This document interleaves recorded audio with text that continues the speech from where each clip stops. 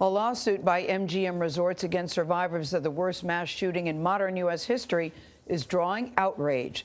The company claims it cannot be held financially liable for the Las Vegas massacre last October.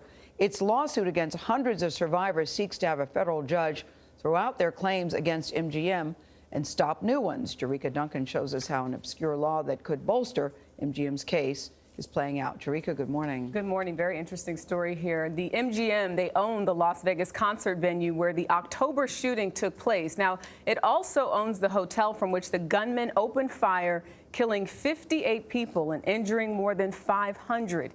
Even so, the company believes it doesn't owe any of the victims a dime.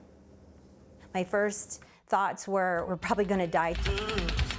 9 months after the Las Vegas shooting, Lisa Fine's physical injuries have healed, but her emotional and psychological wounds have not.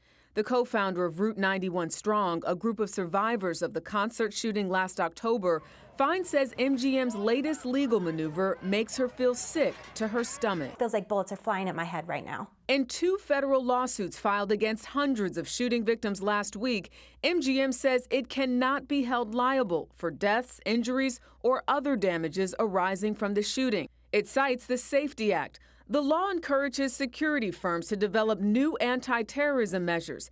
In exchange, companies who use those security firms are immune from claims. MGM says it cannot be sued for the shooting because the security firm it hired for the concert was certified under the Safety Act.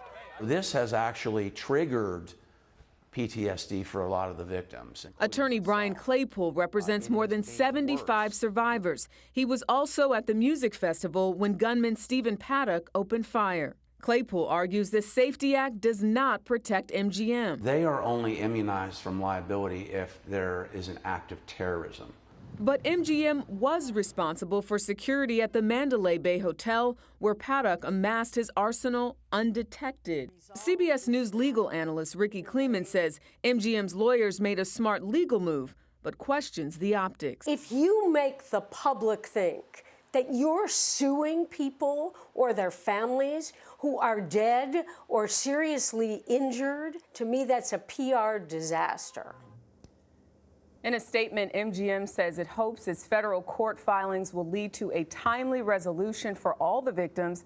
The company claims more than 2,500 people have already sued or threatened to sue them over the shooting. And obviously it doesn't look good, but I think MGM is hoping that with it going to the federal courts, that the DOJ will then use funds from what is called the Crime Victims Fund. Yeah, it doesn't look good. Ricky Kleeman's husband used to say it may be lawful, but it sure looks awful. He's a commissioner. Thank you, Jericka.